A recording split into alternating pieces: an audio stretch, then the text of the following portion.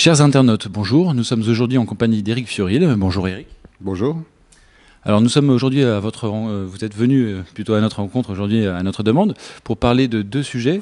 Donc premièrement du mouvement de la démosophie que vous avez fondé et surtout du 14 juillet puisque vous appelez donc à une grande manifestation le 14 juillet et surtout donc à la formation d'un CNT, donc un Conseil national de transition.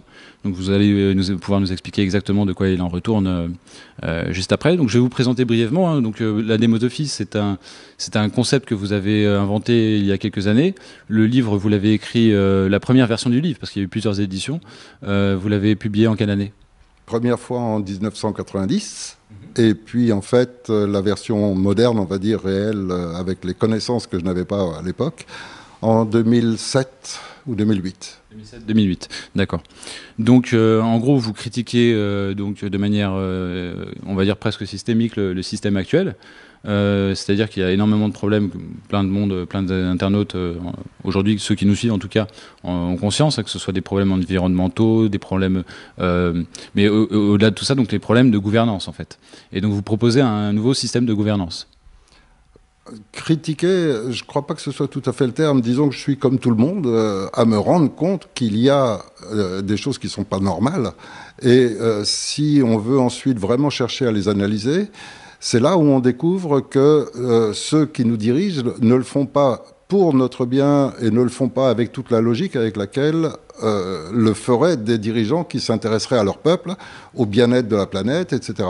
Et donc sur ce constat, on cherche à comprendre. Et à partir du moment où on cherche à comprendre et qu'on dépose d'un peu de temps pour le faire, on découvre beaucoup de choses et surtout on découvre qu'on nous a menti sur énormément de sujets. Alors on approfondit et quand on approfondit, on se retrouve dans une situation qui est celle qu'on découvre aujourd'hui, de gens qui se disent on m'a menti sur tellement de sujets qu'aujourd'hui je veux qu'on rétablisse la vérité. Et c'est ce qui nous conduit ensuite tout le chemin qui fait qu'on est là aujourd'hui. Alors, donc le concept de la démosophie, j'avoue que je n'ai pas encore lu le livre, mais si j'ai bien compris, en fait, ça se rapproche de ce qu'on pourrait appeler une technocratie ou une méritocratie, c'est-à-dire ce seraient des gens qui seraient les meilleurs au poste, en fait. Enfin, je déforme un peu peut-être votre pensée, donc si vous pouvez la préciser. Alors, non, le livre et le concept de la démosophie que j'ai sorti au départ en espagnol, c'est un concept qui consiste à, la première partie du livre, d'abord rétablir la vérité sur énormément de points d'histoire, qui sont complètement erronés et qu'on nous enseigne comme une vérité alors qu'ils ne le sont pas et que c'est démontré par les historiens. Ensuite, la deuxième partie, qui est le concept de la démosophie lui-même, c'est pour démontrer que si on applique simplement la logique, rien d'autre que de la logique et du bon sens, celui de monsieur tout le monde qui passe dans la rue, eh bien, il n'aboutirait jamais à un système comme celui qui dirige nos pays actuellement, c'est-à-dire ce système de république. Et donc, la démosophie elle-même, c'est un système, parmi un tas d'autres, qui permet que le lecteur, quand il lit ça, se dit « mais c'est évident, c'est tellement logique, pourquoi est-ce que ce n'est pas des systèmes comme ça qui font qu'une société humaine se gère ?» et se gère sainement, autant vis-à-vis de ses membres que de son environnement, que de la planète, etc. Donc voilà, c'est un système. Okay. Et ce système, je l'ai diffusé d'abord sur l'Espagne et sur le monde de l'Amérique latine, et puis ensuite il a été traduit dans d'autres langues, dont le français, et c'est ce qui fait que ça m'a amené aussi à un contact avec la France, etc. Et est-ce que vous pourriez expliquer en 30 secondes, une minute, grosso modo, les bases du mode de gouvernance que vous proposez ? Les bases que je propose, c'est avant tout un système où c'est le bon sens populaire, c'est-à-dire le peuple, c'est-à-dire les gens moyens qui prennent les grandes décisions et de telle manière que jamais aucun petit groupuscule puisse se permettre d'imposer sa loi à l'ensemble. Donc c'est ce schéma qui est mis en place. Après, en ce qui concerne toutes les affaires spécialisées, je recommande, je crois, à travers le système de la démosophie. Donc ça peut se discuter en comparaison, par exemple, avec d'autres propositions. Mais je crois que le mieux, c'est toujours de mettre en place les gens les plus compétents. Donc si demain je dois faire opérer mon enfant d'une chirurgie importante, je préfère un chirurgien qualifié qu'un mec pris au hasard dans la rue. Et c'est évident. Et je crois que c'est dans tous les domaines comme ça. Or, quand on est en train de parler de la gestion de l'environnement, des forêts, des eaux, quand on est en train de parler de la santé, de l'éducation nationale, etc., je crois qu'il faut permettre aux meilleurs spécialistes de confronter leurs idées et qu'il en sortira forcément le meilleur. On pourrait vous rétorquer que des gens compétents peuvent également être corrompus. Oui, bien sûr, tout à fait. C'est pour ça qu'il n'en faut pas qu'un seul et qu'il ne faut pas qu'il soit dans un système où la corruption va être son moteur, qui va l'activer et qui va lui faire prendre les décisions. Or, aujourd'hui, vous êtes en train de décrire exactement ce qui se passe. Le moteur aujourd'hui, c'est la corruption. Et alors, au niveau du... Parce que vous dites qu'en fait, il faudrait que ce soit les citoyens qui prennent la décision, oui. Mais dans un pays de 80 millions d'individus, par quel mécanisme? Ne serait-ce que le référendum, ne serait-ce qu'on est quand même dans une société technologiquement assez avancée. Ça fait quand même pas mal de temps qu'on a de l'électricité. Grâce à l'électricité, on a du téléphone. Et grâce au téléphone, on pourrait déjà depuis très longtemps gérer région par région, par exemple, des votes populaires où chacun peut s'exprimer. Bon, maintenant, on est très largement au-delà de ça, avec les emails, avec Internet, avec la technologie actuelle. En 2 secondes, n'importe qui peut donner son opinion sur n'importe quel sujet. Donc, ce que vous proposez, ça se rapproche de la e-démocratie, en fait. Je sais pas. Après, on peut trouver des termes, on peut trouver toutes sortes de termes. Et puis, de toute façon, s'il y a des propositions telles que celles dont vous parlez, il faut les poser sur la table et permettre aux gens d'en avoir connaissance. Et puis ensuite, poser toutes les propositions, chercher les meilleures et puis laisser tout le monde décider. Très bien. Alors, la raison principale de cette interview, ce qui nous a motivés, c'est effectivement cette vidéo qu'un certain nombre d'internautes ont vue. On a regardé un petit peu les chiffres tout à l'heure. Bon, je pense qu'il y a entre 50 000 et 100 000 vues aujourd'hui, alors que la vidéo est parue il y a une semaine à peu près. Oui, 4 jours. 4 jours seulement. Donc c'est vrai qu'il y a beaucoup de gens qui non seulement qui ont de l'espoir, mais il y a également des gens qui se posent des questions. Qui est la démosophie? Qui est Éric Furil? C'est normal, c'est des questions que tout le monde se pose. Nous, on s'était rencontrés en 2012. À l'époque, vous aviez déjà cette idée de faire un appel du 14 juillet 2015. On va revenir un petit peu sur votre parcours. Il y a eu notamment des rumeurs sur les raisons de votre départ de France, je crois, il y a 25-30 ans. Vous êtes parti, je ne sais plus si c'était en Espagne ou aux Canaries. Est-ce que vous pourriez expliquer aux internautes pour quelles raisons vous êtes parti de France? Alors, écoutez, je crois que le mieux, c'est justement de ne pas répondre. Parce que on est en train d'axer tout sur ma personne comme si elle avait une importance. Si demain, le type qui a inventé l'aspirateur, on découvre que c'est vraiment un sale mec, c'est pas pour ça qu'on va jeter nos aspirateurs. Donc ma personne n'a pas cette importance, peu importe ma vie, peu importe ma profession.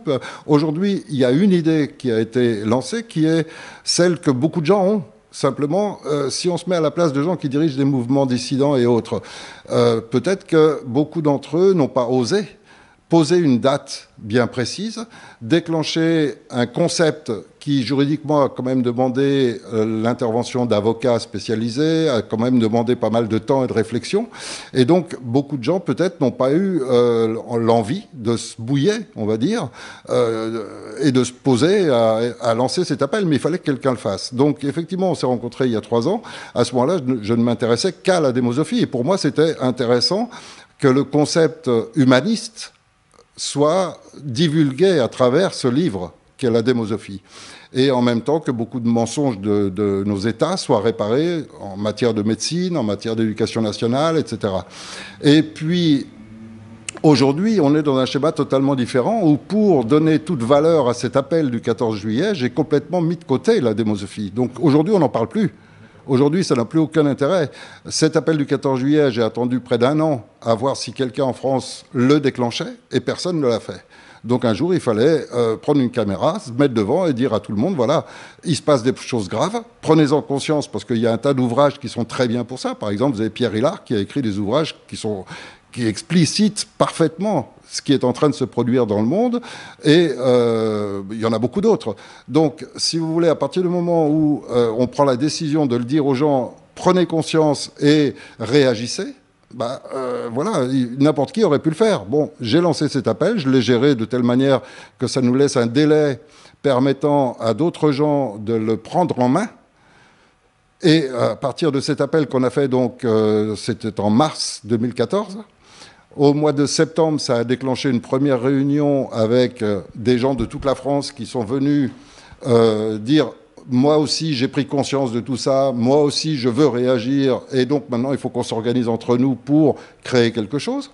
Ces gens ont réussi à déclencher un mouvement fabuleux, puisque en quelques mois, on a réuni des dizaines de milliers de gens qui participent de cette idée, de cette volonté de réagir, de cette volonté d'éduquer leurs enfants dans un système d'éducation nationale sain, qui ont envie de ne pas être contraints par les laboratoires pharmaceutiques à leur injecter des produits chimiques qu'ils ne souhaitent pas leur injecter, qui veulent garder une forme de liberté. Et donc tous ces gens nous rejoignent pour dénoncer ce qui est anormal aujourd'hui.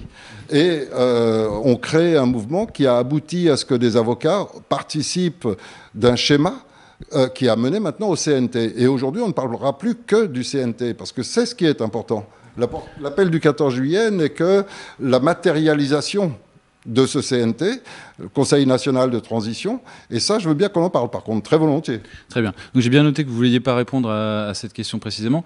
Juste pour une chose, je suis d'accord avec vous qu'effectivement, ce qui importe, c'est le message et pas le messager, et que souvent on attaque le messager plutôt quand on n'arrive pas à attaquer le message.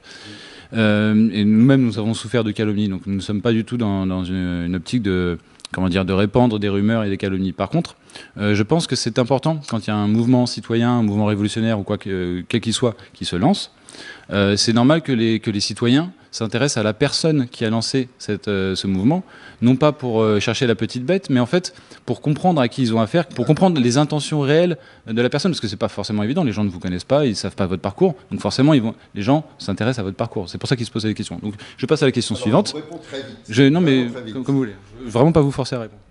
Alors, en parcours, ma vie professionnelle, on va dire, puisque c'est ça qui intéresse les gens. Ma première partie de vie professionnelle, c'est dans le domaine économique. La deuxième partie de ma vie professionnelle, c'est dans le domaine de la santé, et plus particulièrement de la médecine holistique. Donc des médecines alternatives, on appelle ça. Et puis, en dehors de cela, je peux vous parler de chacun des membres de tout cela, où vous allez trouver toutes sortes de compétences, de chemins de vie, on va dire, qui sont différents les uns des autres. Donc, je vous parlais de quelqu'un qui est un surdoué en informatique, qui fait des montages extraordinaires, qui arrive à nous créer énormément de choses. Je vais vous parler d'un avocat qui a réussi aussi des choses assez étonnantes dans le domaine juridique et qui aujourd'hui travaille avec nous. Je vais vous parler de gens qui sont des ouvriers et qui aujourd'hui nous offrent une énergie, nous offrent des réflexions, nous offrent un bon sens extraordinaire. Et je vais vous parler d'un tas de gens qui sont tous plus fabuleux les uns que les autres, simplement parce qu'ils sont honnêtes, ils sont sincères, ils sont intègres.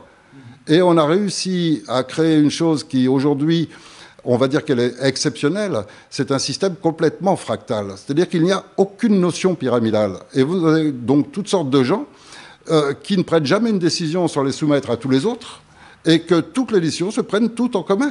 Et on est un petit groupe, on est 250 personnes environ.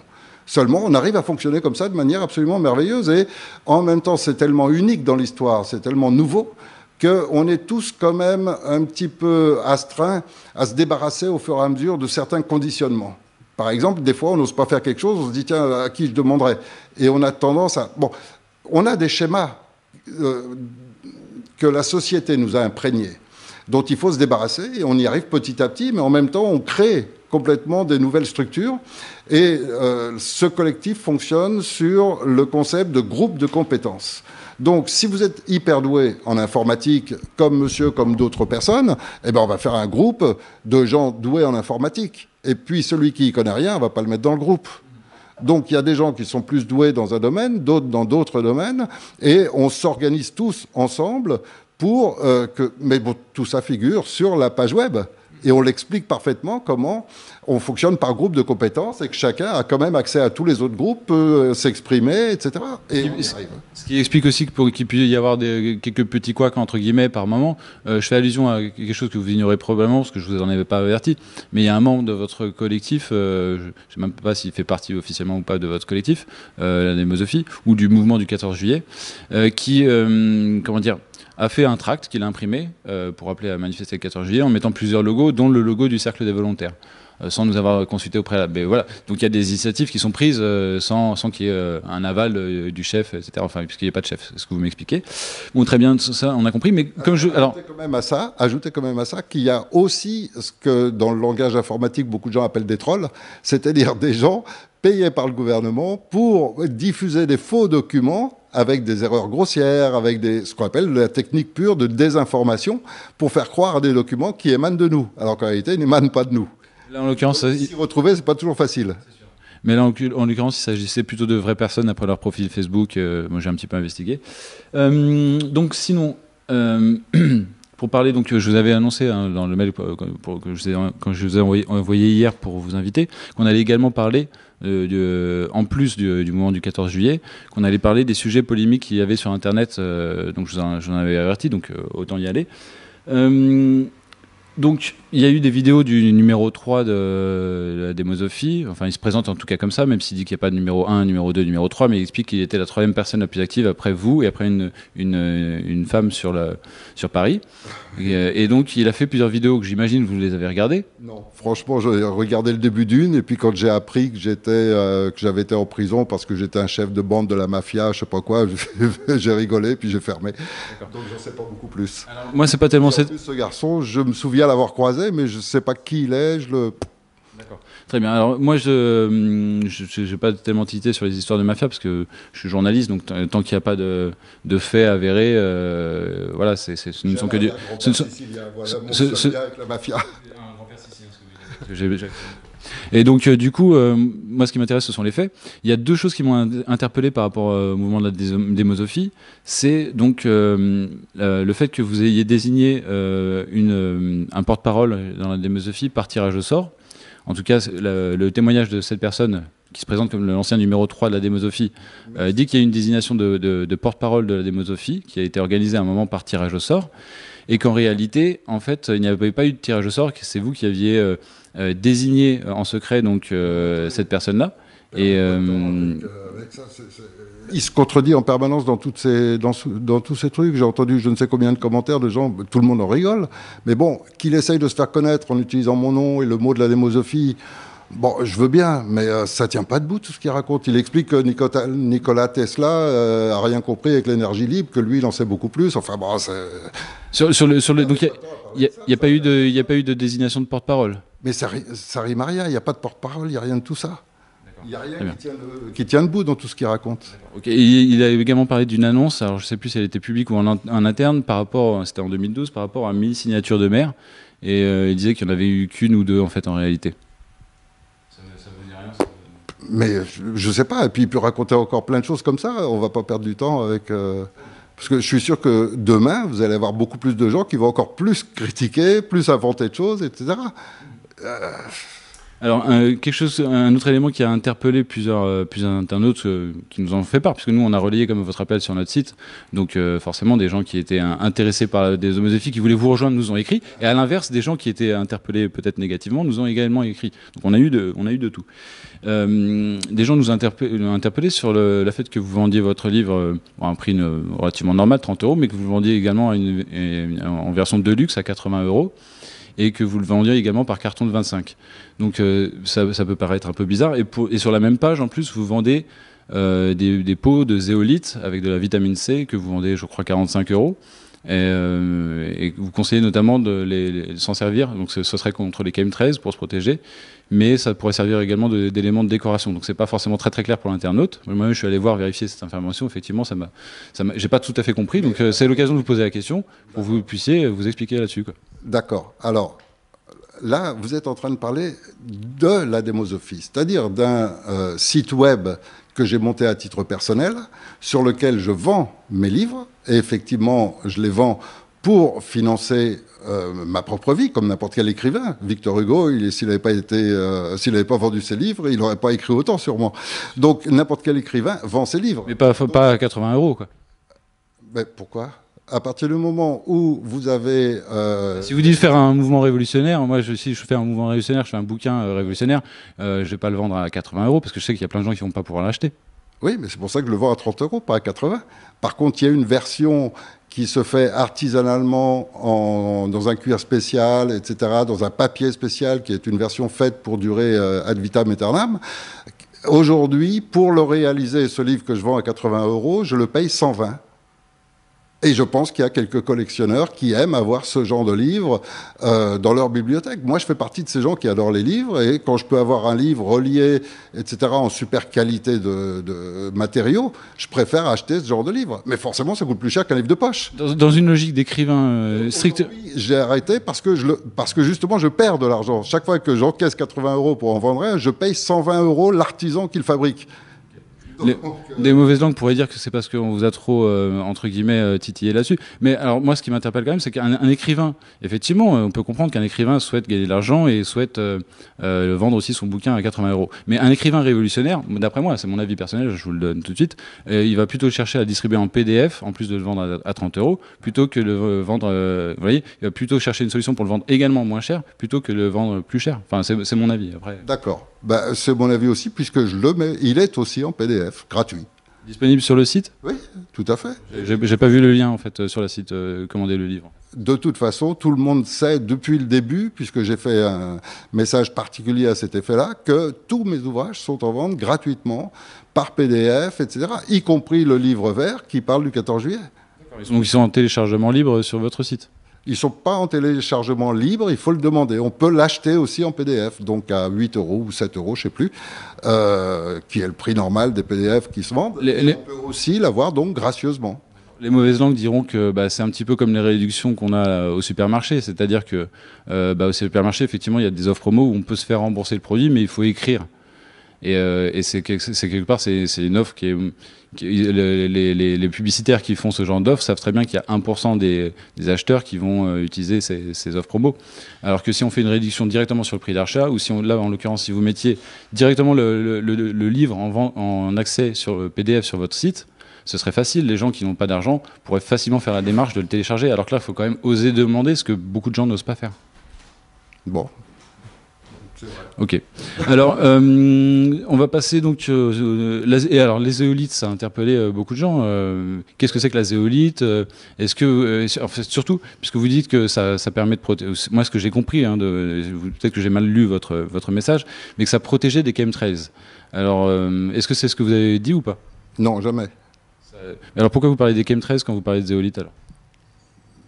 Non, je ne parle pas des chemtrails quand je parle de zéolite. Ce sont des articles qui paraissent dans le monde entier et dans toutes les langues, qui décrivent aujourd'hui les systèmes de détoxication des métaux lourds, qui se réduisent, qui sont très nombreux, il y en a beaucoup.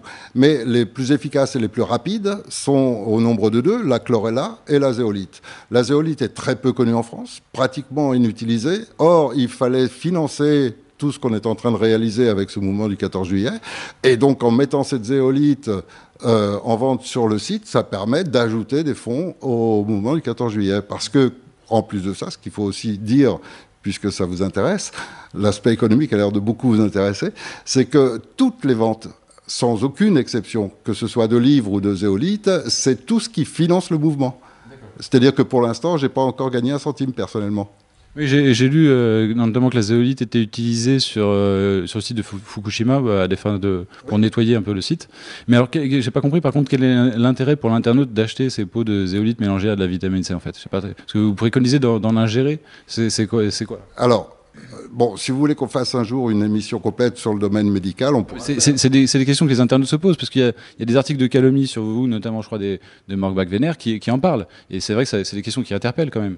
Alors, en ce qui concerne la zéolite, c'est un produit qui est utilisé par tous les médecins de médecine alternative, médecins naturopathes, comme étant la base, car n'importe quelle maladie, quelle qu'elle soit, ne peut pas être traitée en médecine naturelle sans d'abord nettoyer l'organisme des métaux. Donc si vous allez voir un médecin en naturopathe, la première chose qu'il va faire, c'est déjà de vous envoyer voir un dentiste pour retirer les amalgames dentaires, de façon déjà commencer par retirer le mercure, parce qu'il y a certains pays dans le monde, dont la France, où le mercure est encore autorisé. Et il y a encore des dentistes qui mettent du mercure dans la bouche des gens. Donc la première des choses, c'est d'enlever ces métaux. Seulement, pour enlever ces métaux, il y a tout un protocole. Et c'est assez compliqué. Et les métaux qu'on reçoit en plus grosse quantité, en dehors du mercure qui va dans les amalgames, c'est le mercure et l'aluminium qui sont ajoutés aux vaccins et dans un certain nombre de médicaments, ce que les gens ne savent pas non plus et qu'on ne leur dit pas non plus. Y compris aujourd'hui, et ça non plus les gens ne sont pas bien informés, dans des produits de toilette, dans des déodorants, etc. On ajoute de l'aluminium, on ajoute des métaux. Tout ça pénètre en permanence dans l'organisme. Et il est démontré que la plupart des maladies graves et chroniques viennent des métaux lourds. Or, ces neurotoxines, pour les éliminer, il y a des systèmes de détoxication, dont la zéolite et la chlorella, qui sont parmi les systèmes les plus efficaces. Donc, il y a eu des tests de fait, ça fait maintenant plus de 20 ans, que dans le monde entier, les médecins naturopathes utilisent la chlorella, la zéolite, ou des techniques des fois d'homéopathie ou des techniques de phytothérapie pour nettoyer l'organisme d'un patient avant de commencer à traiter sa maladie. Et parfois, le seul fait de les détoxiquer suffit à obtenir les résultats. Et on voit des gens qui ont des maladies que les médecins disent on ne peut pas les soigner ou alors il faut prendre des doses massives d'antibiotiques pendant des durées très longues. Et ces gens arrivent à se guérir complètement avec de la zéolite. Vous avez actuellement plusieurs hôpitaux dans le monde qui l'utilisent sur des maladies comme des cancers, comme des... je ne sais plus comment on dit, les problèmes de sang, là. Comment on dit leucémie. C'est dans le cadre de la leucémie où ils ont eu des résultats tout à fait étonnants. Donc il y a vraiment beaucoup d'utilisation de la zéolite. Et puis, bon, effectivement, on a aussi découvert que ce produit, cette roche, c'est une roche au départ, avait la particularité de capter les radiations. Donc les Japonais, après la catastrophe de Fukushima, en ont inondé toute la zone autour de Fukushima, et effectivement, on obtient des cultures maintenant qui n'ont plus d'irradiation, qui sont saines, alors que si on n'avait pas mis la zéolite, aujourd'hui, ce seraient des territoires morts. Donc la zéolite a un effet totalement démontré, et depuis très longtemps. Et puis on l'utilise aussi dans le cadre des élevages d'animaux, pour d'autres raisons. Mais encore une fois, ça, comment dirais-je, son efficacité ne se discute pas. Simplement que c'est très peu connu. En France, moins encore qu'ailleurs, parce que la censure Internet, je ne vais pas vous l'apprendre, elle est une des plus fortes au monde en France. Donc, des informations comme ça ne parviennent pas facilement aux gens. Alors, moi, je le diffuse, l'information, à travers mon site web, qui n'est pas français, qui est espagnol. Donc, ça me permet déjà de diffuser des informations aux Français à ce sujet-là. Et effectivement, je la vends parce qu'en France, il n'y a pratiquement pas de vente. Et la qualité de zéolite qui est parfois vendue en France, et donc au prix à peu près où je la vends moi, est une qualité qui n'est pas forcément toujours la meilleure. C'est-à-dire que ce sont des produits non pas naturels, mais déjà un petit peu arrangés. On la rend liquide, on fait... Donc, en offrant de la zéolite à l'état complètement naturel, ça permet aux gens de l'utiliser tel que le prescrivent les médecins naturopathes. Bon, après, voilà, ça nous finance en même temps, donc c'est bien à tous les points de vue et pour tout le monde. Et c'est grâce à ça qu'aujourd'hui, dans toute la France, il y a des stickers, il y a des affiches, il y a tout ça. C'est grâce à ça qu'on a pu faire autant de réunions, etc. Et pour l'instant, tous les membres participent, tout le collectif qui a lancé cette opération, ils participent chacun à sa manière. Moi, la mienne, c'est de vendre ces produits durant les réunions, par la page web, etc., et que tout l'argent rentre dans la même caisse commune qui est celle de tout le monde. Très bien. Ok. Et alors, attendez, on va aller jusqu'au bout, puisque vous parlez d'argent et que ça a l'air de vous soucier. La caisse commune est une caisse visible, c'est-à-dire que tous les membres du collectif ont la clé, c'est-à-dire ont l'accès à la caisse, c'est-à-dire en l'occurrence au compte sur lequel vient l'argent de tout ce travail. Or, vous ne trouverez pas beaucoup dans le monde entier d'organisations de plusieurs dizaines, voire presque centaines de personnes qui ont en commun des comptes, etc., et où tout l'argent arrive là et est utilisé par tout le monde en commun. Tout à fait. Alors, une dernière question que certains se posaient aussi, je crois que c'était par rapport à la machine à énergie libre. Alors, je ne sais plus qui avait lancé cette rumeur, ou si c'est vous-même qui en aviez parlé. Il y a une rumeur qui circule comme quoi vous auriez participé à l'élaboration d'une machine à énergie libre. Est-ce que c'est vrai que vous avez tenté l'expérience ou pas ? Ah. Non, c'est pas du tout vrai. Non, mais bon, je connais un petit peu parce que comme tout le monde, j'ai pris un aimant, je l'ai approché d'un autre, et puis j'ai vu qu'en l'approchant de l'autre, si je mets du mauvais côté, l'aimant il sauve. Donc il y a une force naturelle qui existe. Et ça, je crois que n'importe qui est capable de le voir et de le faire. Et donc à partir de là, mon raisonnement, c'est de me dire si sur cette force, il y a un certain pourcentage qui est utilisé pour la déclencher elle-même, et que ce pourcentage est inférieur à la force elle-même, naturellement, on a un système qui s'approche d'un concept d'énergie libre. Après, il y a des scientifiques, et moi j'en suis pas du tout un, qui l'ont démontré par des démonstrations physiques. La plupart, malheureusement, se sont retrouvés en prison. D'autres, comme Paul Pantone, par exemple, a fait une démonstration en public à la télévision. Il a réussi à se mettre d'accord avec une télévision pour montrer un moteur qui fonctionnait à eau, à plasma exactement. Il l'a démontré. Tout le monde sait comment ça fonctionne. Il a mis les plans en ligne sur Internet, etc. Ça lui a coûté 3 ans de prison.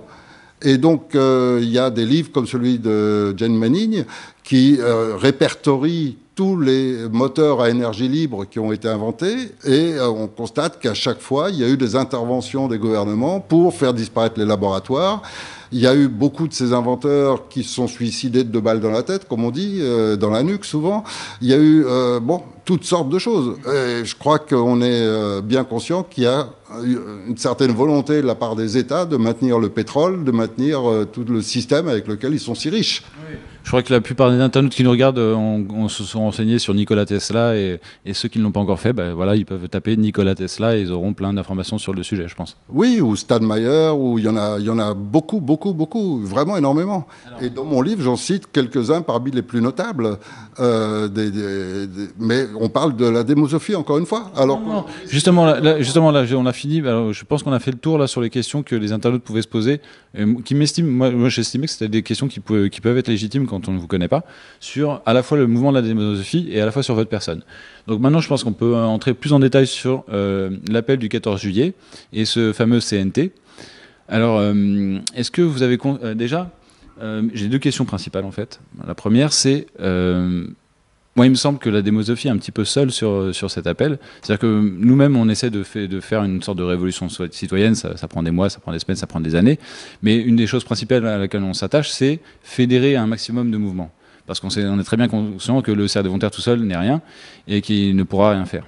Et donc pour fédérer, donc on s'associe à d'autres mouvements qui partagent plus ou moins nos vues, et donc on accepte de ne pas être le chef, c'est-à-dire on accepte de tuer la guerre des chapelles en fait, en ne se plaçant pas comme la chapelle qui initie et qui décide de tout.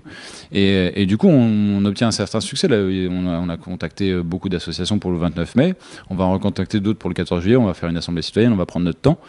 On n'a pas forcément envie de faire un bras de fer avec le pouvoir, parce qu'on sait que pour l'instant le rapport de force il est en notre défaveur.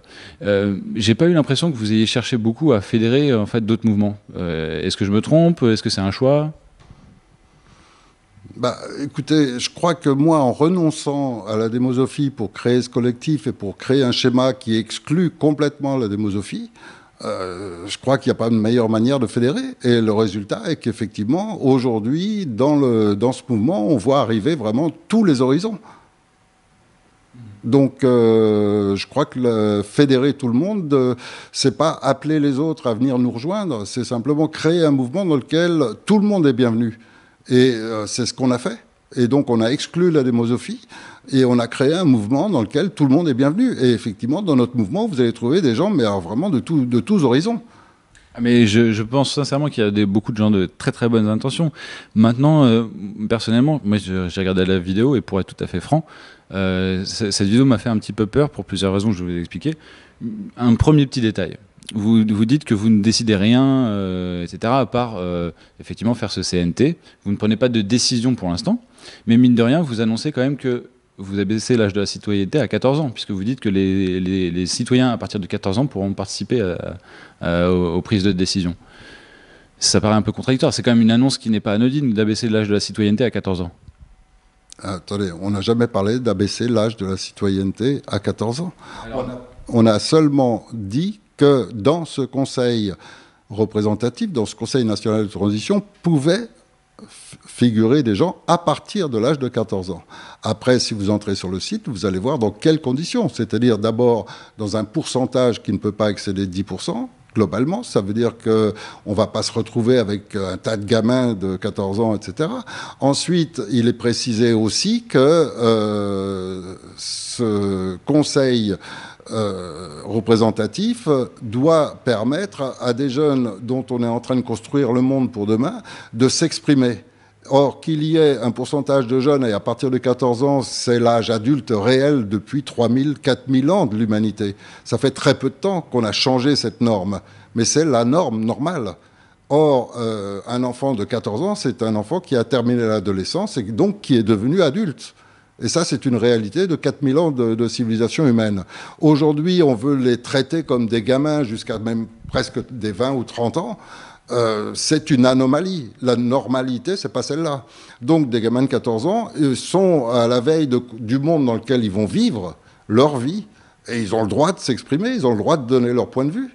Et donc, un conseil représentatif tel qu'on l'a créé et tel qu'il est bien décrit dans la page web, explique parfaitement que ces gens-là ne prennent pas de décision. C'est un conseil qui réunit tous les citoyens, qui offre des réflexions, etc. Donc, c'est pas quelque chose d'extraordinaire que des jeunes y aient droit au même titre qu'on a un monsieur qui a 83 ans. Alors vous allez me dire aussi, 83 ans, il a passé l'âge? Non, il a tout à fait le droit d'exprimer son point de vue, de son âge, de tout ça. De même que tous les jeunes de 14, 15, 16, 18 ans, 20 ans, 30 ans. J'arrive pas à comprendre comment on peut être choqué pour ça. Et on parle pas de citoyenneté, on parle de quelques jeunes qui feront partie de ça et qui ont le droit d'exprimer leur point de vue.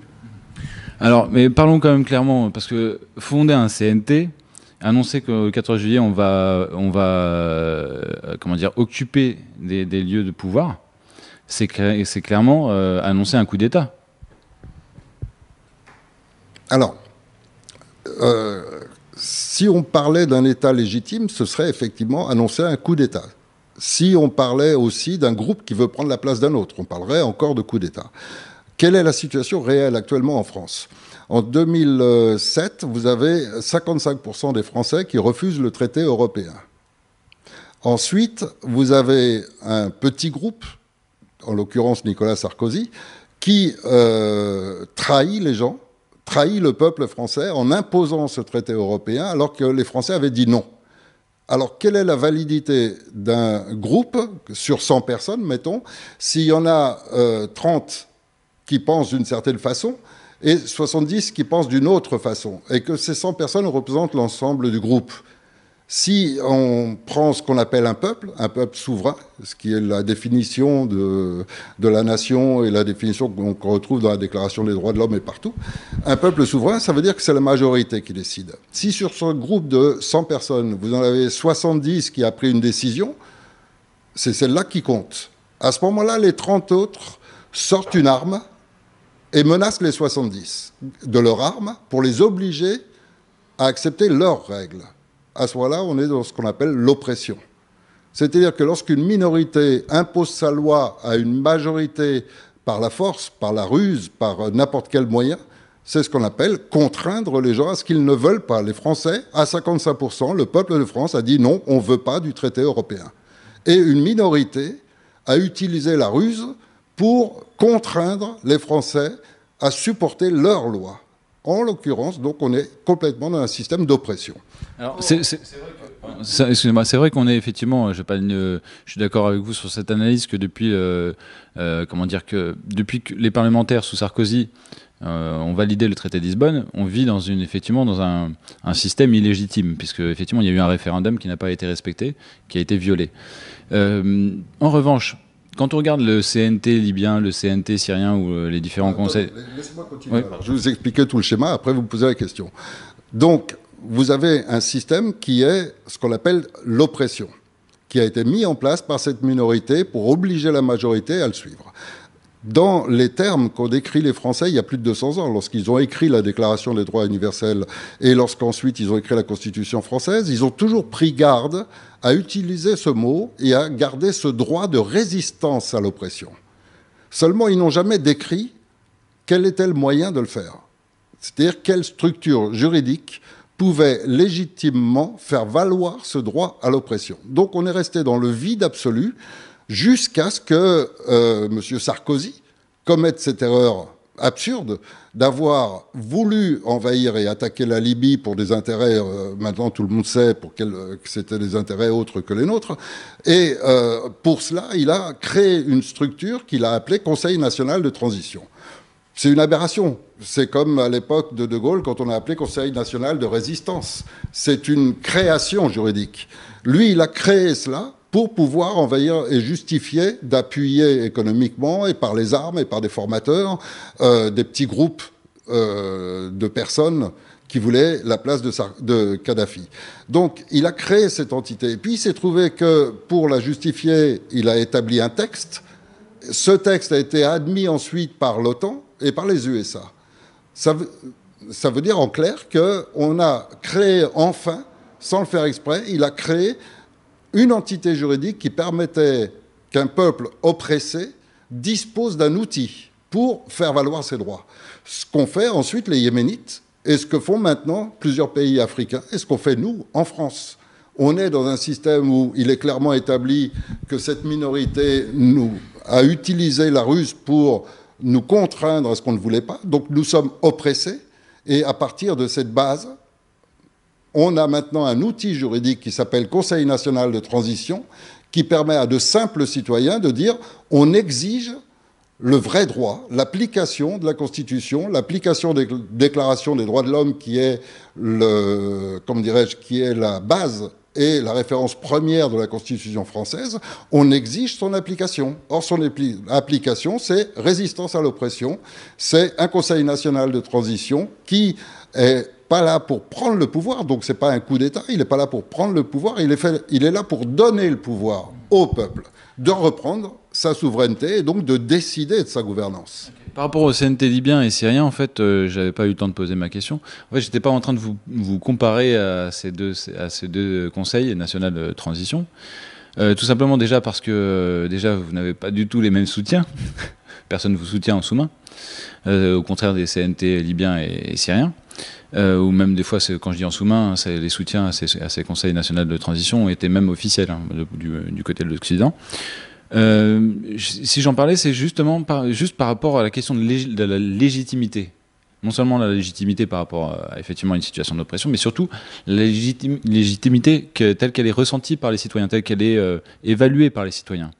Or, aujourd'hui, personne ne vous connaît, donc votre légitimité, rien que par ce problème-là, elle est amoindrie, elle est affaiblie.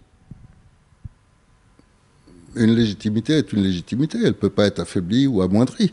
Elle est, point, c'est tout, il n'y a rien d'autre à ajouter.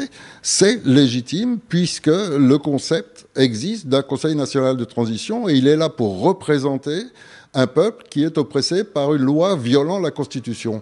On est exactement dans cette situation, donc ce Conseil est parfaitement légitime en France.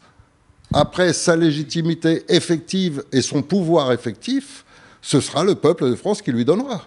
En étant là le 14 juillet à Paris, pour effectivement, concrètement, forcer l'armée, la police, la gendarmerie à se rendre compte que c'est un peuple entier qui exige de reprendre son pouvoir, ses droits, et symboliquement, donc, dégager concrètement ceux qui ont usurpé ce pouvoir actuellement et qui l'exploitent pour eux et qui ont abusé tout le monde. Parce qu'ils nous ont escroqués depuis, ça fait des années maintenant, qu'ils nous escroquent complètement en nous faisant croire à leur légitimité qui en réalité n'est pas.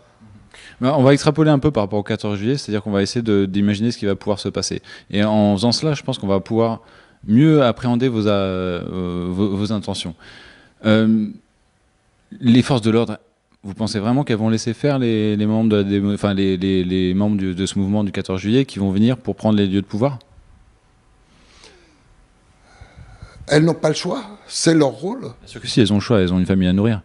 Ben justement, à partir de là, donc, leur rôle, ils se sont engagés dans la gendarmerie, dans la police ou dans l'armée pour défendre le peuple de France. Vous me parlez j'ai l'impression d'un point de vue philosophique. Moi, je vous parle d'un cas concret que chaque CRS aura, s'il entend parler de ce mouvement-là, ce qui n'est pas sûr pour chacun de ces CRS et chacun de ces forces de l'ordre, il faudrait qu'il se pose un cas de conscience et que ce cas de conscience, il le tranche tous de la même façon en la faveur du mouvement que vous avez initié. Ça paraît complètement utopique. Et s'il y a ne serait-ce qu'une poignée de CRS qui résistent, vous imaginez le chaos que ça va créer ? Je crois que vous partez sur une base permanente de défaitisme, d'échec, etc. Moi, je suis sur une base légitime. légitimement, ce Conseil national de transition est une représentation du peuple de France, ouverte à tout citoyen français. Et donc, si les citoyens français décident d'être assez nombreux à Paris, eh bien, dans ces citoyens français, vous avez toute la gendarmerie, la police et l'armée. Donc, il n'y a pas à réfléchir. C'est le juste droit. Après que vous me disiez que des nervis mal intentionnés disposent d'armes, disposent de moyens violents pour essayer de nous mater, eh bien, ils le feront. Seulement, c'est pas pour ça que nous, on sera violents, c'est pas pour ça que nous, on va rentrer dans leur schéma et qu'on va renoncer à nos droits. Mais vous avez bien conscience que les gens qui vont répondre à votre appel vont potentiellement se faire molester, malmener, vont subir des gardes à vue, peut-être, et qu'il y aura également des poursuites judiciaires à leur encontre, qui vont être, que ça va se transformer comment dire, en perte financière pour eux, alors que c'est des gens qui ont pas pour beaucoup, parce que je connais un petit peu le profil, il y en a qui ont des bonnes situations, mais il y en a aussi beaucoup qui sont dans des situations plus ou moins marginalisées, plus ou moins exclues socialement. Donc c'est pas évident, c'est quand même quelque chose que vous demandez aux gens qui est énorme. Vous êtes... vos questions et toute cette description que vous venez de faire, c'est une parfaite, mais alors vraiment parfaite description d'un représentant de ce gouvernement actuel. Oui, ben nous, on est un média mainstream. Donc, votre description est parfaite. Vous venez de bien dire aux gens, surtout n'oubliez pas de baisser votre froc, de fermer votre gueule et d'obéir et d'être soumis. Vous pouvez caricaturer mes propos, hein, mais moi, je vois à peu près quel genre de personne vous êtes. Et franchement, vous pouvez caricaturer mes propos, ma manière de vous interviewer. Moi, je trouve que mes questions sont légitimes parce que je pense moi-même faire un mouvement citoyen révolutionnaire simplement. Je ne vais pas demander à des gens de se sacrifier comme ça. Moi, parce que, franchement, vous pensez vraiment... sincèrement, vous pensez vraiment que vous allez réussir comment dire, à investir un de ces 4 lieux de pouvoir en l'annonçant à l'avance? Bah, écoutez, on verra bien ce qui va se passer. Pour l'instant, en quelques mois seulement, on a réuni des dizaines de milliers de gens qui ont ajouté tellement de moyens que là, on est sur des campagnes qui sont en cours dans toute la France et qui nous en ajoutent des quantités mais absolument gigantesques chaque jour. Je crois qu'il y a une grosse surprise qui va se produire. Après effectivement, que vous rappeliez aux gens tous ces schémas dans lesquels on les contient en permanence, etc. Oui, je vous le reproche directement parce que apprendre et rappeler aux gens qu'on a créé tout un système pour qu'ils n'osent jamais se révolter, ils n'osent jamais faire valoir leurs droits, etc. et que tout est fait pour les écraser, pour qu'ils soient soumis, etc. C'est ce que je combats. Et si vous le défendez, à mon avis, vous ne faites pas bien pour les gens. Après qu'on risque de nous molester, etc., c'est anormal, puisque le juste droit est de notre côté. Donc le fait que des gens utilisent la force pour violer le droit est quelque chose que moi, je n'accepte pas. Et ceux qui sont comme moi et qui ne l'acceptent pas seront avec moi. Alors peut-être qu'on ne sera pas très nombreux et que beaucoup préféreront vous rejoindre. Ce que je ne comprends pas, c'est pourquoi est-ce que les CRS agiraient différemment ce jour-là de comment ils agissent d'habitude? Eh bien, je peux vous dire aujourd'hui que dans des réunions récentes, j'ai rencontré je ne sais pas quels sont les termes exactement qui sont décrits pour parler du gradé, enfin de celui qui commande une compagnie de CRS. Mais j'ai eu 2 d'entre eux qui ont participé aux réunions. Et chacun d'entre eux m'a exprimé quand même des choses assez étonnantes de sa part, à savoir que depuis quelque temps, lorsqu'ils doivent aller affronter des manifestants, etc., contrairement à auparavant, maintenant, lorsqu'ils annoncent cela, ils ont souvent 20 à 25% de leurs soldats qui se déclarent malades, qui tombent malades toute la veille. Tout à fait, on a vu ça d'ailleurs aussi pour Hollande. Il y a eu plusieurs fois où il y a 50%, ça a été jusqu'à 50% des CRS de services de sécurité qui se faisaient porter pâle. Je crois que c'était dans l'ouest de la France, et ça a été dans plusieurs villes, ça s'est produit. Je ne sais pas. Moi, je vous parle de ce que j'ai concrètement discuté avec des responsables de compagnies de CRS. J'ai eu aussi, forcément, beaucoup de contacts avec des gendarmes, des policiers, etc. Or, ces gens ont un certain temps disponible à Internet. Ils sont confrontés souvent, et en particulier avec les jeunes de banlieue, ils sont confrontés à des situations complètement anormales, mais qui aussi leur font prendre conscience de ce qui se passe. Et donc, après, ils vont chercher les informations. Et je peux vous dire que, globalement, si on devait prendre les populations françaises par groupe, la police, la gendarmerie font partie de ces gens qui sont les plus éveillés. Or, qu'est-ce que ça veut dire être éveillé? Ça veut dire que beaucoup d'entre eux ont des enfants, ils ne veulent pas leur mettre de vaccin. Beaucoup d'entre eux voient le système scolaire et ils disent que c'est un véritable scandale, ce qui est en train de se passer au niveau de l'éducation nationale. Beaucoup d'entre eux ont entendu l'appel du docteur Joyeux et sont complètement partisans du droit à la liberté concernant leurs enfants, etc., etc., etc. Est-ce que vous croyez qu'ils sont différents du peuple français? Est-ce que vous croyez qu'ils ne sont pas le peuple français? Est-ce que vous croyez qu'ils ne sont pas les premiers à se dire ce que font en ce moment nos dirigeants, c'est de vendre tous nos biens français, de sacrifier l'éducation nationale, la santé, tout ça, et en plus d'avoir donné le droit maintenant, enfin d'essayer de donner tous les pouvoirs à Monsanto et autres compagnies de transgéniques dont on sait le danger que ça représente pour la santé humaine, de leur donner tous les pouvoirs et les droits sur notre économie française qui va provoquer le suicide de beaucoup plus d'agriculteurs, ce qui va provoquer des drames magistraux. Ils sont contre le traité TAFTA, ils sont contre l'autorisation des OGM en France, ils sont exactement comme nous. Et quand ils savent que tous les produits, par exemple, grâce à la loi européenne, donc à ce traité qui n'aurait jamais dû avoir cours en France, grâce à ça, le Codex Alimentarius s'applique en France et fait qu'eux-mêmes vont faire leurs courses dans des supermarchés où tous les produits ont été irradiés au cobalt, ils trouvent ça complètement anormal et choquant. Alors qu'est-ce qu'ils font? Ils sacrifient une partie de leur paye pour aller dans les magasins bio pour essayer de trouver des produits sains. D'accord, mais sur le constat des problèmes, bien sûr, et sur le sur le fait qu'il y ait une grogne au sein de la gendarmerie, au sein de du corps de CRS, au sein de la police, au sein même au sein des services secrets, au sein de l'appareil d'État, au sein de l'armée, jusqu'au grade de général voilà. Donc on en est parfaitement conscience en tant que média alternatif. Alors, mais attendez, j'ai pas terminé. Il y a une différence entre des CRS qui se font porter pâle pour une manif quelconque, pour une visite du chef d'État qui est plus une visite finalement, on va dire, de pré-campagne électorale, c'est une chose. Par contre, quand le chef d'État se déplace au Mali, là, je ne pense pas que son service de sécurité se fasse porter pâle. Et donc, pour les lieux de pouvoir, je serais très surpris que les forces de l'ordre qui seront mobilisées à ce moment-là pour le 14 juillet pour défendre les lieux de pouvoir, puisque vous l'annoncez, je serais très surpris qu'elles se fassent majoritairement porter pâle. Et je vais aller plus loin. Pour moi, ça pose le problème de la stratégie. Moi, j'ai lu, peut-être comme vous, très certainement, Sun Tzu, Machiavel, etc., mais des livres aussi, comme Ce que tout révolutionnaire doit savoir de la répression policière. Il y a un moment où, si vous voulez, si vous espérez que les forces de l'ordre se mettent de votre côté, il faut présenter un projet clair et lumineux. Et or, pour l'instant, le système de gouvernance que vous proposez n'est pas clair. Enfin, pour moi, en tout cas. J'ai essayé de vous interroger là-dessus. J'ai pas réussi à bien comprendre quel était le système de gouvernance que vous proposez. Donc, je pense que je suis probablement pas le seul citoyen dans ce cas. Or, pour qu'un CRS ose affronter ce que lui impose son métier pour soutenir une sorte de coup d'État citoyen, il faut vraiment que le projet lui fasse envie et donc il faut qu'il le comprenne. Ça, c'est le premier point. Et deuxième point, il faut qu'il y ait une légitimité populaire. Il faut qu'il se rende compte que oui, c'est un projet qui lui fait envie, et puis qu'il n'est pas porté juste par 10 personnes, je suis un peu méchant, pas porté par 100 personnes, pas porté par 1000 personnes, même pas porté par 10 000 personnes, mais par au moins 100 000, 1 million de personnes, ce genre d'ordre de grandeur. Et là, pour l'instant, vous n'y êtes pas, d'après moi. Et vous n'y serez pas le 14 juillet. C'est pas que je vous souhaite du mal, mais moi-même j'essaye aussi d'enclencher des choses. Je me rends compte de l'inertie que ça prend. Je dis pas que si vous étiez bien intentionné, bien organisé, etc., au bout d'1 an, 5 ans, vous n'y arriverez, ou 10 ans, vous pourriez y arriver. Mais là, c'est trop tôt. L'appel est lancé en trop peu de temps. Donc vous prédisez que ça va sans doute marcher. Moi, je prédis que ça va sans doute pas marcher, et qu'il y a beaucoup de gens qui vont avoir des problèmes suite à cette chose-là.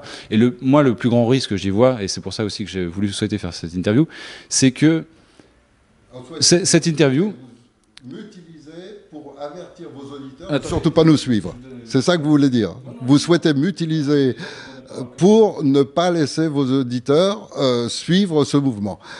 Je peux comprendre que vous ayez ce point de vue, mais je vais essayer de vous répondre au moins aux deux choses que vous venez de dire.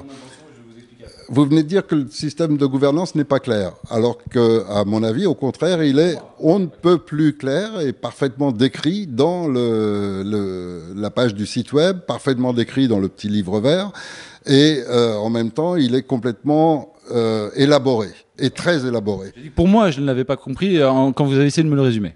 Seulement, si vous l'avez pas compris, vous pouvez pas forcément traiter tous les militaires, tous les gendarmes et tous les policiers de gens qui ne vont pas comprendre. Peut-être que parmi eux, il y en a un certain nombre qui vont quand même comprendre.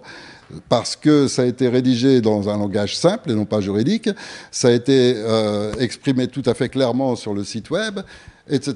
Donc je crois que le système qu'on offre n'est pas un système de gouvernance, c'est clair. En revanche, si on doit parler maintenant de ces gens et de leur légitimité et de leur garantie personnelle, parce que ça les intéresse beaucoup. Ils sont tous tenus par un schéma qui est celui du salaire, qui est la peur du chômage, qui est tout ça. Tout le monde est tenu par tout ça. Or, aujourd'hui, si vous consultez un peu tous les économistes, tout le monde est d'accord pour constater que l'effondrement économique est absolument impossible à éviter et qu'il interviendra assez prochainement. Or, quelle est la situation de ces militaires? Une fois que le traité TAFTA est passé, qu'est-ce qu'ils peuvent devenir? Quel est leur futur? Ils savent qu'ils n'auront jamais de retraite. Ils savent qu'elles ne seront jamais payées. Ils savent que leur salaire même ne vaudra plus rien une fois que l'écroulement économique aura eu lieu. Alors, qu'est-ce qu'il leur reste? Tout ce qui leur reste, ce sera le droit d'être embauchés dans les équipes de Monsanto, qui aujourd'hui est propriétaire de la plus grosse armée privée du monde, qui s'appelle Academy. Il faut le savoir. Monsanto et autres compagnies sont maintenant les plus gros actionnaires de l'armée privée académique, qui est l'ancienne Blackwater. Donc, ce sont aujourd'hui des armées mercenaires qui vont pouvoir prendre le pouvoir globalement en France, c'est-à-dire la force absolue, et tout ce qui restera à ces gendarmes ou policiers, ce sera de se faire embaucher dans ces sociétés. Comme les agriculteurs pourront se faire embaucher chez Monsanto pour devenir des ouvriers à la solde de Monsanto pour cultiver des transgéniques, sinon renoncer à leur profession, comme les médecins ne deviennent plus que des employés des laboratoires pharmaceutiques américains, et non plus des médecins cherchant à guérir leurs patients. Alors voilà tout l'avenir qui attend tout le monde. Et tous ceux qui en seront conscients vont essayer de réagir. Alors, sur le constat des problèmes, parce que vous revenez tout le temps sur le constat des problèmes. Si vous revenez maintenant à me dire que la légitimité sera établie non pas parce qu'on sera 10 ou parce qu'on sera 100 ou parce qu'on sera 1000, mais parce qu'on sera 100 000, je veux bien. Oui, effectivement. Si on n'est que 10, effectivement, notre légitimité, c'est le peuple français qui l'établira par son nombre. Et à ce moment-là, cette légitimité, si elle est établie par ce nombre, on sera effectivement rejoint automatiquement par ceux qui défendent et qui ont charge et mission et sont payés pour défendre le peuple français. Et donc notre légitimité s'établira automatiquement le 14 juillet par le nombre. Et là, on aura forcément donc automatiquement les forces de l'armée avec nous, puisque c'est leur rôle essentiel. Après, s'ils ne jouent pas leur rôle, ils trahissent leur profession, ils trahissent leur patrie, ils trahissent leurs engagements. Et effectivement, bon, il n'y a rien à dire. Ils ont le pouvoir de le faire puisqu'ils ont un flingue et moi, j'en ai pas. Et chaque personne et chaque Français qui sera face à quelqu'un qui a une arme et qui dit « moi, je trahis mon pays, je trahis ma nation, je trahis mon engagement et je tirerai sur des manifestants comme Sarkozy a signé un décret leur permettant de le faire », eh bien, on ne peut pas l'empêcher. Mais c'est pas pour ça que nous, on va s'armer, c'est pas pour ça que nous, on va être violents. Ils feront ce qu'ils voudront. On leur demande de jouer leur vrai rôle, c'est-à-dire d'utiliser leurs armes qu'on leur a achetées, nous, avec nos impôts, et d'utiliser leurs armes pour nous défendre.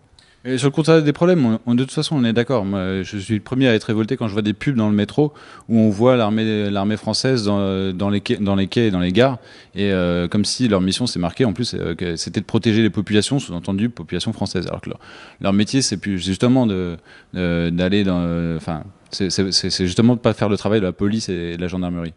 Et c'est pour ça qu'on a créé l'armée. Mais pour revenir en fait à ce 14 juillet.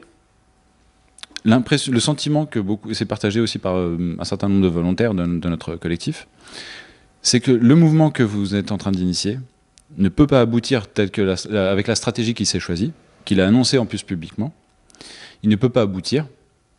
Et donc, de ce fait-là, puisqu'il manque de préparation et de professionnalisme, dans le bon sens du terme, professionnalisme, je parle d'efficacité à ce moment-là, forcément, il va quelque part un peu ridiculiser tous les autres mouvements citoyens révolutionnaires à venir derrière. Je m'explique. Là, les médias vont s'en donner à cœur joie. Ils vont vous calomnier tous ceux qui sont associés à vous de près ou de loin. Et aux yeux du grand public, vous allez passer pour des pieds nickelés. Alors que le fond de votre message, au niveau des avocats, il est bon. Effectivement, en 2007, Sarkozy, il a fait un crime de haute trahison. D'ailleurs, les parlementaires ont retiré le crime de haute trahison des peines qu'ils auraient pu encourir. Vous voyez ? Et on ne peut plus les attaquer aujourd'hui pour haute trahison. Le problème, c'est qu'il faut qu'il y ait une conscience de cette illégitimité du pouvoir au sein du peuple. Ça ne vient pas en un jour, et je ne pense pas qu'au 14 juillet, on y sera, même si on n'en est pas loin. Enfin bon, c'est mon sentiment, voilà. Bon, bah, vous exprimez votre sentiment, mais moi, c'est pas le mien. Moi, j'estime que l'effondrement économique risque très fort d'intervenir dans le second semestre de 2015. Je crois que beaucoup de Français sont conscients que la signature du traité transatlantique va détruire irrémédiablement la France et notre système de santé. Et je crois que ce traité doit être signé dans le mois ou les mois qui viennent, presque avec certitude. Donc, à partir de là, s'ils laissent faire ça, la France est finie. Donc, les mouvements dissidents qui n'auront pas réagi avant, de toute façon, ils n'auront plus aucune valeur. Ils ne serviront strictement plus à rien. Une fois que ce traité est signé, c'est la fin. Si les gens sont conscients de ça, ils seront là le 14 juillet. Nous, de toute façon, notre première mission, c'est d'informer les citoyens. Donc, il se trouve que parmi les membres du Cercle des volontaires, il y en a un certain nombre qui font partie également des groupes qui préparent ce mouvement du 14 juillet que vous avez initié. On leur interdit évidemment pas d'y aller. On n'est pas du tout dans une logique de concurrence. Chaque citoyen est à son libre arbitre. Et c'est pour ça qu'on a souhaité faire cette interview. C'est pour que les gens puissent décider en leur âme et conscience. Et j'espère que cette interview aura permis cela. Bon, ben, je crois que vous n'auriez pas dû forcément rappeler aux gens qu'ils doivent rester soumis. Ça, c'est dans votre interview, à mon avis, ce que vous auriez dû retirer. Ne pas faire. Parce que ça, ils l'ont en permanence à la télé tous les jours. Ils l'ont en permanence à chaque contrôle de policier. Ils l'ont en permanence dans leur vie. J'ai connu récemment encore une mère dont le système juridique l'oblige à injecter des produits à son enfant, détruisant la santé de son enfant. Et elle y est obligée juridiquement. C'est une anomalie complète. Et on ne peut pas accepter de baisser son froc en permanence. Moi, je crois que les internautes, s'ils écoutent scrupuleusement l'interview, je pense qu'à aucun moment j'ai envoyé le message qu'il fallait rester soumis. Par contre, quand on fait une insurrection, effectivement, il faut avoir une stratégie claire. Et nous, notre stratégie d'insurrection citoyenne, c'est la constituante. Elle est claire, elle est nette. Bon, vous avez une façon de faire qui est celle de presque tous les mouvements dissidents depuis une éternité, mais que jamais personne n'a bougé, jamais personne n'a fait quoi que ce soit concrètement. Donc là, il y a une opportunité d'être concret, quelque chose de réel, de bien concret. Et il me semble que aujourd'hui, c'est un espoir pour tout le monde. Je vois les milliers de mails qu'on reçoit, c'est toujours, on entend toujours ces mêmes mots. Enfin, quelque chose qui tient la route. Enfin, une solution. Enfin, une chance. Et je crois que si tous ces gens qui s'expriment de cette façon sont présents, alors on va être vraiment tellement nombreux au 14 juillet qu'on a vraiment toutes nos chances. Maintenant, je vais quand même vous rajouter quelque chose. On vous parlait de stratégie, etc. Mais quand on parle de stratégie et autres, on parle de révolutionnaires, on parle de militaires, par exemple, qui veulent réaliser un coup d'État, prendre un pouvoir, gagner quelque chose. Pas d'accord, c'est comme le kung-fu, on peut le faire en tout, balayer, on peut avoir une stratégie. Nous, on a pris une position qui est différente de celle-là. On a pris la position qui est celle de simple citoyen, où on a un nom, on a un prénom, on ne se cache pas, on n'est pas anonyme, on fait figurer sur notre page web les noms de tous ceux qui appartiennent à ce collectif. Et on dit honnêtement, voilà, on est naïf, on n'est pas des truands, on n'est pas des vicieux, on n'est pas des politiciens, on n'est pas des militaires, on n'arrive pas pour faire un coup d'État. On est des gens simples avec des familles et on défend un vrai droit. On revendique un vrai droit légitime. Donc voilà. Alors on se pose clairement et si le mal doit gagner sur le bien, eh ben on perdra. Mais si le bien doit gagner sur le mal, alors il y a beaucoup de gens qui vont être avec nous parce que le bien, on le veut. On en a marre d'un monde comme celui dans lequel on est en ce moment. Votre objectif, c'est vraiment de reprendre les 4 bâtiments ou au moins les 4 ? Non, les 4. Les 4, absolument. Les 4 qui sont des symboles, simplement. C'est jamais qu'un bâtiment. Mais c'est un symbole comme quoi, internationalement, la France a maintenant un gouvernement qui est celui de citoyens qui décident librement et surtout qui ne prennent aucune décision sans que l'ensemble du peuple puisse y participer et décider par référendum. Des vraies informations. Eh ben, nous serons là pour filmer. En tout cas, nous aurons quelques équipes pour filmer, puisque nous sommes un média citoyen, donc nous sommes là pour ça. Eh bien, merci beaucoup Éric Furil pour cette interview. Oui, de rien. À très bientôt. Au revoir.